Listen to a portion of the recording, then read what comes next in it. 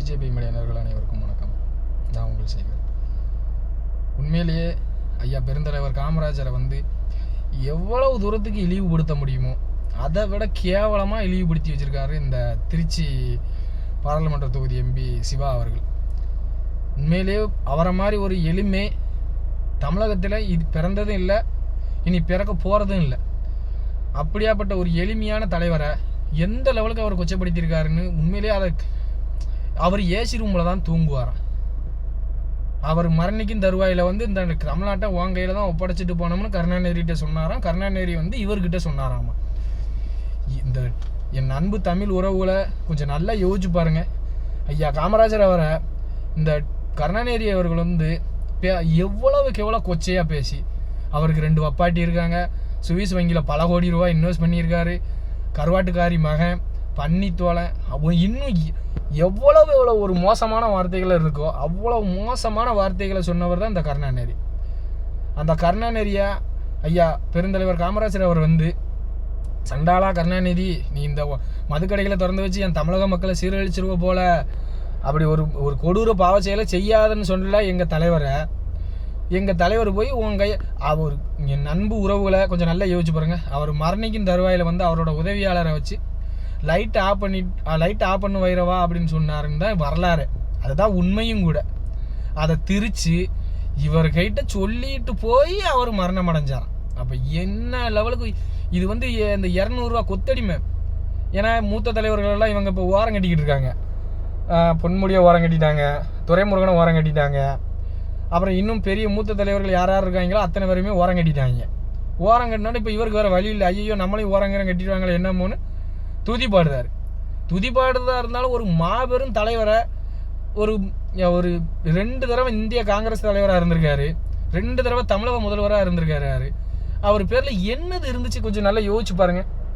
ஏதாவது ஒன்று அவர் பேரில் சொத்தோ ஏதாவது ஒன்று இருந்துச்சுன்னா கொஞ்சம் சொல்லுங்களாம் பார்க்கலாம். உண்மையிலேயே திருச்சி சிவா அவர்களுக்கு பாரதிய ஜனதா கட்சியின் சார்பாகவும் எனது சார்பாகவும் மிகப்பெரிய கண்டனங்களை தெரிவிச்சுக்கிறோம். இந்த தமிழக அரசு உடனடியாக இவர் பொது வெளியில் மன்னிப்பு கேட்கணும். இவரோட கட்சி பதவியை அத்தனையும் நீங்கள் பிடுங்கணும். இல்லைன்னா மிகப்பெரிய அளவுக்கு பாரதிய ஜனதா கட்சி இதை ஆர்ப்பாட்டமும் போராட்டமும் பண்ணும். மிகப்பெரிய தலைவர்களை கொச்சப்படுத்துறதே இவங்களுக்கு ஒரு வேலையாக போச்சு. அப்போ ஒரு தரம் ஒரு டாய்லெட்டுக்கு அண்ணாதுரை பேரையும் கக்கன் பேரையும் வச்சுருந்தாங்க. இதே உங்கள் அப்பாவுக்கு இப்படி அந்த இதுக்கு வைப்பீங்களா என்ன? டாய்லெட்டுக்கு உங்கள் அப்பா பேர் வைப்பீங்களா? இதுக்கு மட்டும் அண்ணாதுரை அண்ணா உருவாக்கின கட்சி அப்படியா இப்படியான்னு அவர் பேரை யூஸ் பண்ணி ஓட்டு பிச்சை கேட்கீங்களே, அவரை போய் ஒரு கக்கூசுக்கு பேர் வைக்கிங்க. கக்கனை மாதிரி ஒரு எளிமையை நீங்கள் எங்கேயும் பார்க்க முடியுமா?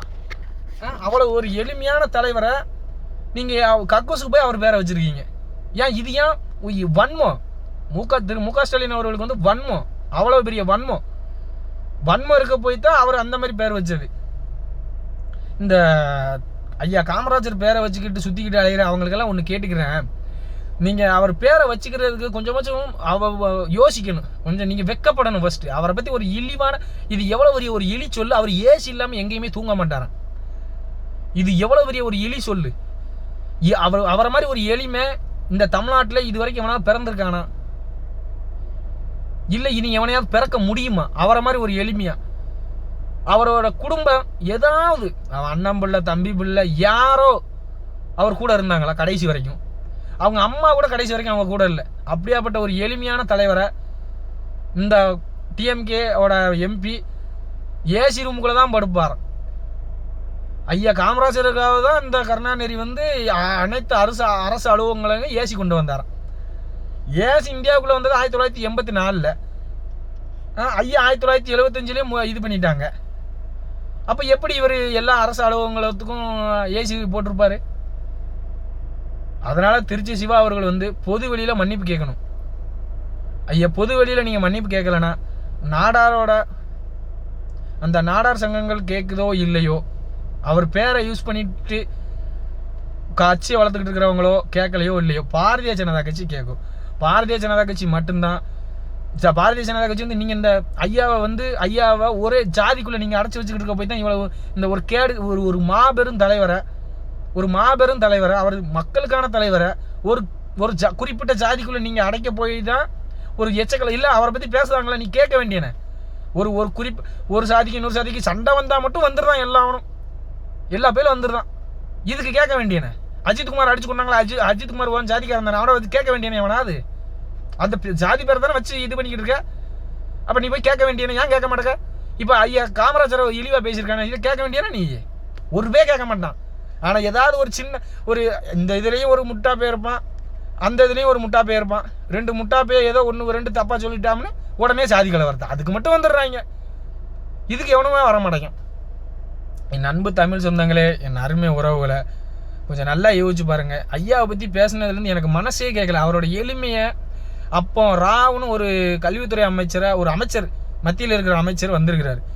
சரி, பக்கத்தில் தானே வீடு, ஐயா காமராஜரோட வீட்டை போய் பார்த்துட்டு போயிடுவோம், அவங்க அம்மாவை பார்த்துட்டு போயிருப்போம்னு போயிருக்கிறாரு. அவ்வளவு எளிமையாக இருந்தாங்களாம் அவர். சரி, ஒரு 200 தானே. அந்த அம்மா சொல்லியிருக்காங்க, காமராஜர் ஐயாவோட அம்மா, ஐயா காமராஜரை பார்த்தீங்கன்னா அவர் 150 ரூபா கொடுக்காரு, அது பத்தா மாட்டேங்குது, கூட 50 ரூபா கொடுத்து 200 கொடுக்க சொல்லுங்கன்னு.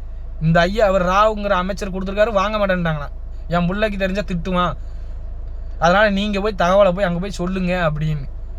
அப்படியாப்பட்ட எளிமையான ஒரு தலைவரை, ஒரு படிக்காத மேதையை எந்த லெவலுக்கு கொச்சப்படுத்தணுமோ அந்த லெவலுக்கு கொச்சப்படுத்தி, அவர் இருக்கும்போதும் கொச்சப்படுத்துகிறாங்க, இப்போவும் கொச்சப்படுத்துறாங்க.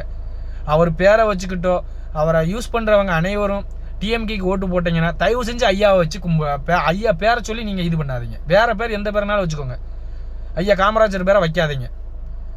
ஏழை குழந்தைகள் என்னடா இப்படி இருக்காங்களே அப்படின்னு சொல்லி ஒரு குறிப்பிட்ட தூரம் தொடக்கப்பள்ளியை தொடங்கினவர் ஐயா. என்னடா தொடக்கப்பள்ளி தொடங்கினதுக்கப்புறமும் இனிமேல் யாரும் ஸ்கூலுக்கு வரலையேன்னு கேட்டால், மதிய உணவு யார் போடுவாங்கன்னா, அப்போ மதிய உணவு போட்டால் நீ ஸ்கூலுக்கு வருவியான்னு சொல்லி மதிய உணவு போட்டவர். அப்போ உள்ளவங்கெல்லாம் கடுமையாக எதிர்த்தும் போது கூட என் தமிழக மக்கள், என் ஏழை எளிய பிள்ளைகள் படிக்கணும்னு அப்படி ஒரு சத்துணவு திட்டத்தை கொண்டு வந்தவர் ஐயா காமராஜர் அவர்கள். நீங்கள் குறிப்பிட்ட சாதிக்குள்ளே தலைவரை போய் நீங்கள் அடைக்க போய் தான் இவ்வளோ பெரிய பிரச்சனை. நீங்கள் ஐயாவை சாதிக்குள்ளே அடைக்க போய் தான் ஒன்றுமே இல்லாமல் எங்கேருந்தோ வந்துட்டு அவரை தமிழர் தந்தைங்க, பெரியாருங்க. அப்போ நம்ம தலைவரெல்லாம் நீங்கள் கொஞ்சம் யோசிச்சு பாருங்கள். நம்ம தலைவரெல்லாம் தயவு செஞ்சு அனைத்து தமிழ் சொந்தங்களும் தமிழனா கொஞ்சம் யோசிச்சு பாருங்கள். தமிழனா யோசிச்சு பாருங்கள். தலைவர் பெருந்தலைவர் காமராஜரை மாதிரி இன்னொருத்தர் எங்கேயாவது இந்த கேடுகட்ட ஒரு தரம் இந்த மதிவதனின்னு ஒருத்திய அவதூறாக பேசிட்டான்னு உடனே கைது பண்ணின இந்த டிஎம்கே அரசாங்கத்தோட காவல்துறையும், அப்புறம் டிஎம்கே பற்றி ஏதாவது ஒரு சமூக வலைதளங்களில் ஏதாவது போட்டால் உடனே கைது பண்ணுற இந்த டிஎம்கே அரசாங்கத்தோட காவல்துறையும், ஒரு 6 வயசு சிறுமியை அவ்வளோ சிசிடிவி ஃபுட்டேஜ் அவ்வளோ தெளிவாக இருக்குது, அப்படி இருந்தும் இன்னும் 4 நாள் ஆச்சு, இன்னும் கைது பண்ணலை. ஆனால் டிஎம்கேவை பற்றி மட்டும் சொன்னால் மட்டும் உடனே கைது பண்ணிடுறாங்க. எப்படி முடியுது? இந்த டிஎம்கே அரசாங்கத்தால் எல்லாத்தையும் கையில் போட்டு வச்சுருக்கிறான். எவ்வளவோ ஒரு நேர்மையான காவல்துறை அதிகாரிகள், மக்களுக்காக பணி செய்யக்கூடிய காவல்துறை அதிகாரிகள் எத்தனையோ பேர் இருக்காங்க. ஆனால் ஒரு குறிப்பிட்ட சில பேரால் ஒட்டுமொத்த காவல்துறைக்கும் கெட்ட பேர். அந்த டிஎம்கே ஆட்சியில் எந்த இடத்துலையும் யாருக்குமே பாதுகாப்பில்லை. ஒரு 6 வயசு சிறுமியை அந்த மாதிரி பண்ணிக்கிட்டே உன் வீட்டு பிள்ளைய ஒருத்தன் இப்படி பண்ணியிருந்தாங்கன்னா இன்னைக்கு 4 நாளாக கைது பண்ணாமல் இருப்பியா நீ? அப்போ இந்த டிஎம்கே அரசாங்கத்தோட லட்சணம், ஆட்சி பண்ணுற லட்சணம் என்ன இதில் இருக்குதுன்னு என் அன்பு தமிழ் உறவுகளை நீங்கள் கொஞ்சம் புரிஞ்சுக்கணும். வரலாற்றை மாற்றி திருத்தி எழுதுறதுல இந்த டிஎம்கேக்காரனை மிஞ்ச ஆளே இல்லைங்கிறதுக்கு சிறந்த உதாரணம் நம்ம ஐயா காமராஜரை. எப்படி தப்பாக ஏசி ரூமுக்குள்ளே தான் தூங்குவார், ஏசி இல்லாமல் தூங்க மாட்டாருன்னு ஒரு மிகப்பெரிய ஒரு இழி சொன்னாரோ, அது மாதிரி தான் நம்ம தமிழக மக்கள் அனைவருக்கும் இந்த டிஎம்கே அரசாங்கம் ஒரு கேவலமான ஒரு கேடுகட்ட ஆட்சியை பண்ணிக்கிட்டு இருக்காங்க. நம்ம ஐயா இருந்த சீட்டில் இந்த ஒரு கேடுகட்ட இருக்குன்னு நினைக்கும் போது மிகப்பெரிய வருத்தமாக இருக்குது. தயவு செஞ்சு என் தமிழ் சொந்தங்களே, என் தமிழ் உறவுகளை, வருகிற 2026 சட்டமன்ற தேர்தலில் தேசிய ஜனநாயக கூட்டணியை நீங்கள் ஆதரிக்கணும், பாரதிய ஜனதா கட்சி ஆதரிக்கணும். ஏன் பாரதிய ஜனதா கட்சி நீங்கள் ஆதரிக்கணும்? உன் பெண் பிள்ளைகள் பாதுகாப்பாக இருக்கணும். இது பாரதிய ஜனதா கட்சி ஆட்சி பண்ணியிருந்தா 6 வயசு சிறுமியை தொட்டவனுக்கு என்ன நிலைமைன்னு, ஒருத்தன் பெண் மேலே கை வச்சவனுக்கு சரியான தண்டனை பாரதிய ஜனதா கட்சி தான் கொடுத்துருக்கும். இல்லை இவனுங்க கொடுத்துருந்தாங்கன்னா இவ்வளவு தவறு இந்த இவங்கெல்லாம் விட்டு டிஎம்கேக்காரன் விட்டு கொடுத்துட்டே டிஎம்கேக்காரன் விட்டு கொடுத்துட்டே போய் தான் பெண்களுக்கு எதிரான குற்றங்கள் நாளுக்கு நாள் இவ்வளோ அதிகரிச்சுக்கிட்டே இருக்குது. அவனுக்கு சரியான தண்டனை கொடுத்தா தான் பெண்களுக்கு எதிரான குற்றங்கள் குறையும். அப்படி கொடுக்கணும்னா அது பாரதிய ஜனதா கட்சியால் மட்டும்தான் முடியும். தயவு செஞ்சு என்ன அனைத்து தமிழ் சொந்தங்களும், நீ ஹிந்துவாரு, முஸ்லீமாரு, கிறிஸ்டினா, யாராவனா இரு, ஃபர்ஸ்ட் தமிழனா யோசிச்சுப்பார். இந்த முஸ்லீம் சகோதர சகோதரிகளுக்கும் கிறிஸ்டின் சகோதர சகோதரிகளுக்கும் என்னோட அன்பான பணிவான வேண்டுகோள் என்னன்னா, எந்த இடத்துலையும் பாரதிய ஜனதா கட்சி வந்து உங்களோட மத இதுலேயோ உங்களோட எந்த விஷயத்திலையுமே தலையிடாது. இவங்க உங்களோட ஓட்டை வாங்கணுங்கிறதுக்கு வேண்டி தான் டிஎம்கேவும் அதன் கூட்டணி கட்சிகளும் தேவையில்லாமல் எந்த ஹிந்துவும் முஸ்லீம் மிச்ச மதத்தை பற்றி தப்பாக பேசினது கிடையாது. அதே மாதிரி மிச்ச மதத்தில் உள்ளவங்க எவனும் ஹிந்து மதத்தை தப்பாக பேசினது. ஆனால் இடையில இருக்கிற அந்த புரோக்கர்கள் தான், இந்த டிஎம்கே புரோக்கரு, விடுதலை சிறுத்தைகள் புரோக்கரு, காங்கிரஸ் புரோக்கரு, இந்த புரோக்கர்கள் எல்லாம் தேவையில்லாமல் மதம். ஏன்னா நீங்கள் கொஞ்சம் எல்லாம் ஒற்றுமையாக இருந்துட்டு இவனெல்லாம் நீ என்ன அப்படின்னு சொல்லி அடித்து விரட்டி விட்டுருவோம்ல. அதனால் யோசிக்க விடாமல் சிந்திக்க விடாமல் இந்த டிஎம்கே அரசாங்கம் வச்சிருக்குது. இந்த காங்கிரஸ் அரசாங்கம் எதுக்கு இருக்குன்னே தெரியல. ஐயாவை எவ்வளோ பெரிய இழிச்சொல்லாக இருக்குது. ஒரே காங்கிரஸில் ஒரே ஒரு ஆம்பளை தான் இருக்கார், திருச்சி வேலுச்சாமி. அவர் மட்டும்தான் இதுக்கு மிகப்பெரிய, அவர் காங்கிரஸில் ஆம்பளைன்னா அவர் ஒரு தான் நினைக்கிறேன். இந்த ரவுடி மாநில காங்கிரஸ் தலைவர் செல்வ பெருந்தகையெல்லாம் எங்கே விட்டாருன்னு தெரியல. ஐயா காமராஜர் காமராஜர் காமராஜர் காமராஜர்னு சொல்கிறிய, அந்த காமராஜர் எவ்வளவு கேவலமாக ஒருத்தன் சொல்லியிருக்கான். நீ இந்த காங்கிரஸோட இது என்ன? காங்கிரஸில் இருக்கிற தமிழர்களும் காமராஜர் ஐயாவை நேசிக்கிறவங்களும் இருந்தால் உடனே அதுலேருந்து வெளியே வாங்க தயவு செஞ்சு. என் அன்பு தமிழ் சொந்தங்களே, என் அருமை உறவுகளை, தமிழகத்தில் நல்லாட்சி நடக்கணும்னா பாரதிய ஜனதா கட்சி ஆதரிங்க, அதன் கூட்டணி கட்சிகளை ஆதரிங்க. தயவு செஞ்சு தேசங்காப்போம், தமிழகம் வெல்வோம். வாக்களிப்பீர் தாமரை சின்னத்திற்கு. நன்றி, வணக்கம். பாரத் மாதா கி ஜெய்.